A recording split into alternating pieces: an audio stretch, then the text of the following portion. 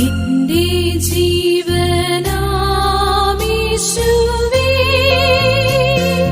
നിന്റെ സ്വരമെൻ ചെവിയിൽ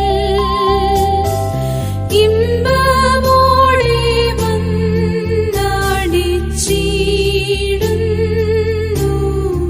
ഞാൻ കേട്ടു നാഥാ,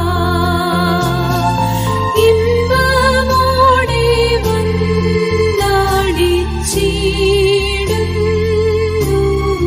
ഞാൻ കേട്ടു നാഥാ. വേഗം വരുന്ന നമ്മുടെ കർത്താവായ യേശുക്രിസ്തുവിൻ്റെ തന്നിനാമത്തിൽ എല്ലാവർക്കും സ്നേഹവന്ദനം. ദൈവത്തിൽ നിന്ന് രക്ഷ അനുഭവമാക്കുന്നതിനു വേണ്ടി ദൈവസന്നിധിയിൽ മൗനമായിരിക്കുന്ന ദാവീദിനെക്കുറിച്ച് 62-ാം സങ്കീർത്തനത്തിൽ വായിക്കുന്നുണ്ട്. അനുഗ്രഹം പ്രാപിപ്പാനായി ദൈവസന്നിധിയിൽ കാത്തിരിക്കണം. കാത്തിരിക്കുന്നതിൽ കൂടി നമുക്ക് ലഭിക്കുന്ന അനുഗ്രഹങ്ങൾ എന്തൊക്കെയാണ്? കാത്തിരുന്ന് അനുഗ്രഹം പ്രാപിച്ച ചില വ്യക്തികളെക്കുറിച്ച് ഈ പ്രഭാതത്തിൽ ചിന്തിക്കാം. 1.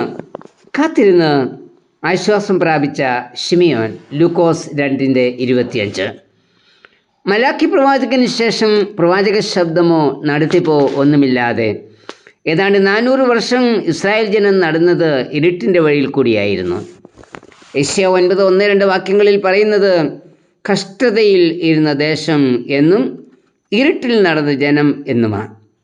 ഈ നാളുകളിൽ ഇസ്രായേൽ ദൈവം നടത്തിപ്പിനായി നിലവിളിക്കുകയും മശിയ തങ്ങളുടെ സ്ഥിതി മാറ്റുവാൻ വരും എന്ന് വിശ്വസിക്കുകയും ചെയ്തിരുന്നു. എന്നാൽ അവരുടെ പ്രതീക്ഷ നഷ്ടപ്പെട്ടു. അവർ നിരാശിതരായി. അവരുടെ ആശ്വാസം നഷ്ടപ്പെട്ടു. ഈ സാഹചര്യത്തിലും ശിമയോൻ ഇസ്രായേലിൻ്റെ ആശ്വാസത്തിനായി കാത്തിരുന്നു എന്ന ലൂക്കോസ് 2:25 വായിക്കുന്നത്. ഭൗതിക സാഹചര്യങ്ങൾ എല്ലാം ക്രമീകരിക്കപ്പെടുകയും സാമ്പത്തികമായി വളരുകയും ചെയ്താൽ പിന്നെ ഒന്നിനും മുട്ടുണ്ടാവില്ല, ആശ്വാസത്തോടെ ജീവിപ്പാൻ കഴിയും എന്ന പലരും ചിന്തിക്കുന്നത്. പ്രതിസന്ധികൾ ഉണ്ടാകുമ്പോൾ അത് പരിഹരിക്കുവാൻ സാധിക്കാതെ പലരും നിരാശയിൽ വീഴുകയും ചെയ്യും. അങ്ങനെയെങ്കിൽ ആശ്വാസം ലഭിപ്പാൻ എന്തു ചെയ്യണം? ശിമയോൻ ആശ്വാസം കണ്ടെത്തിയത് യേശുവിലാണ്.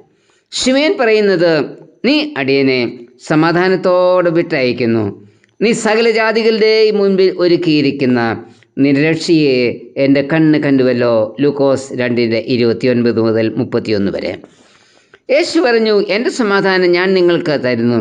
യേശുവിൽ നിന്നല്ലാതെ മറ്റാരിൽ നിന്നും നമുക്ക് ആശ്വാസം ലഭിക്കില്ല.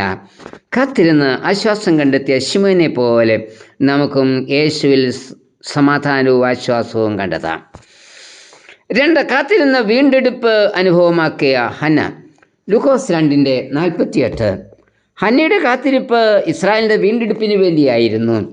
അതായത് മശിക എന്ന വീണ്ടെടുപ്പുകാരന് വേണ്ടിയുള്ള കാത്തിരിപ്പ്. വീണ്ടെടുപ്പുകാരൻ ദൈവ പൈതലായി ജന്മം കൊണ്ടുവെങ്കിലും അത് മനസ്സിലാക്കുവാൻ അനേകർക്കും കഴിഞ്ഞില്ല. എന്നാൽ ഹന്ന യേശു കുഞ്ഞിൽ വീണ്ടെടുപ്പുകാരനെ കണ്ടു. യെരുശലേമിൻ്റെ വീണ്ടെടുപ്പിന് വേണ്ടി കാത്തിരുന്നവരോട് വീണ്ടെടുപ്പുകാരനെ കുറിച്ച് പ്രസ്താവിച്ചു. ലൂക്കോസ് 2:38. അത് യേശുവിൽ വീണ്ടെടുപ്പുകാരനെ കാണുവാൻ നമുക്ക് കഴിയണം. ഒരു ചെറുകഥ ഇപ്രകാരമുണ്ട്.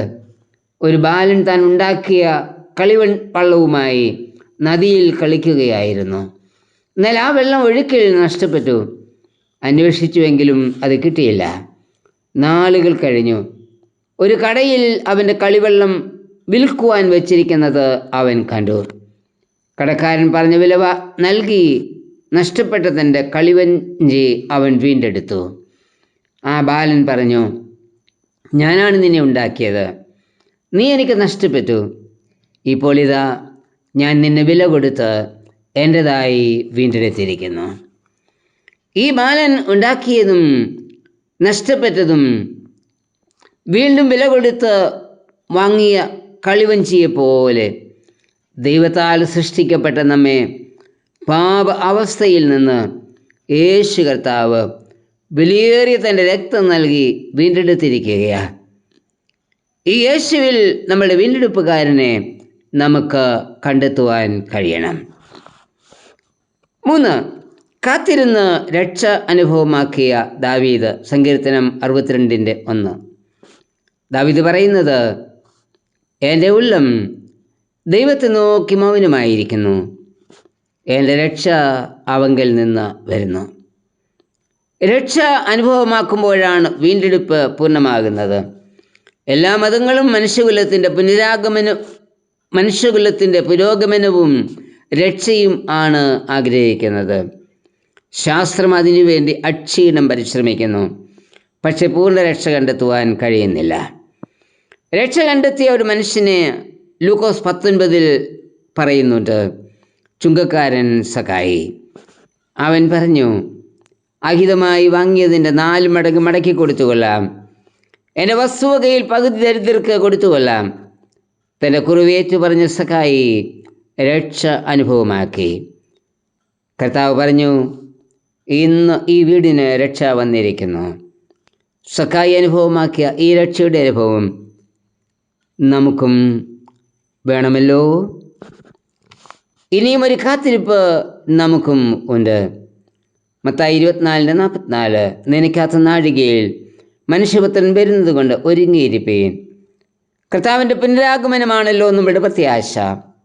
അവൻ്റെ വീണ്ടും വരവിനായി പ്രതീക്ഷയോടെ നമുക്ക് കാത്തിരിക്കാം. കർത്താവേ, നിൻ്റെ വരവിന് വേണ്ടി കാത്തിരുന്ന് വീണ്ടെടുപ്പ് എന്ന അവകാശം പ്രാപിപ്പാൻ എന്നെയും സഹായിക്കണമേ.